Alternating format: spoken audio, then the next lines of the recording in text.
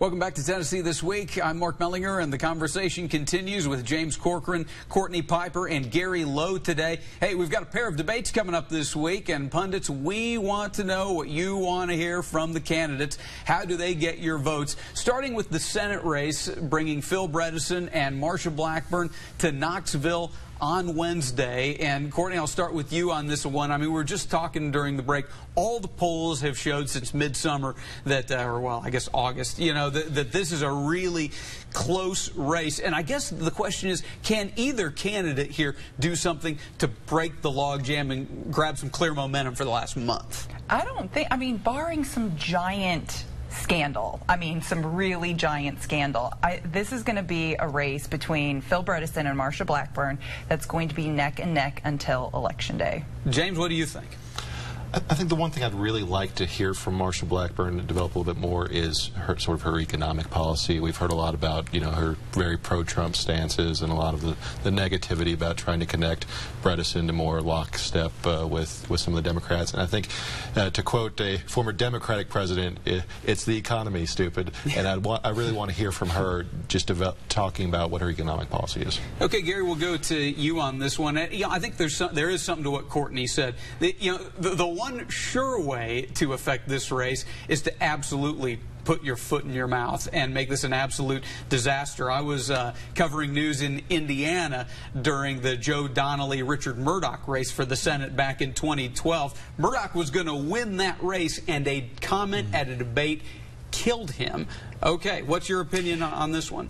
Mark, I don't foresee either one putting their foot in their mouth. I covered Governor Bredesen when he was in office as a news reporter, and I've been around Marsha Blackburn as well, not only back when she was in the state Senate back in the 1999-2000 years before she went to Congress. So I don't foresee that. One of the things I would like to see is Marsha Blackburn backs President Trump's tax cut, which put about $1,700 back in the pockets of each Tennessean. On the other hand, I think what she ought to bring out is that Governor Bredesen's record is that he is in the pocket of Tennesseans. When he was mayor of Nashville, 3 times in 6 years he raised property taxes. When he was governor, he raised taxes and fees by more than $1 billion. Not only the cigarette tax, but also an assessment fee on hospitals.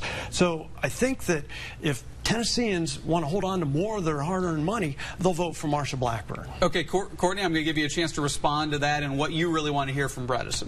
What I really want to hear from Governor Bredesen is more about his position on health care. I've been very candid on this program about how the Affordable Care Act not only enabled my husband and I to start a family because now maternity coverage was guaranteed, but it also prevented us from going into medical bankruptcy after my husband was hospitalized for 10 days with an undiagnosed heart condition. And so I really want to know from him how he's going to preserve and protect the parts of the Affordable Care Act that are working and change the ones and really be a champion for the ones that need some fixing. Okay, we only have a few seconds here, but same question on the race for governor. This debate coming Friday, October 12th. What do you want to hear from them? James, I'll start with you. 45 seconds. You know, I just don't see that race being that close, and I really don't know what I could hear from Carl Dean that will really make a difference. Okay, Courtney? You know, I had the pleasure of hearing both Carl Dean and Bill Lee speak recently, and I was very happy to hear more from Carl Dean again about health care and him wanting to expand Medicaid. I think he's been very clear on that and how it's going to help our rural communities. That's his big point so far. I would like to hear more on public education from the both of them, specifically what they're going to do to improve it. 5 seconds, Gary. Bill Lee, involved in prison ministries, concerned about safe neighborhoods. He's pro-Second Amendment, and Carl Dean is not. Hey, if you would like to watch this show again, you can find it on our website, WATE.com. Thanks for being with us today.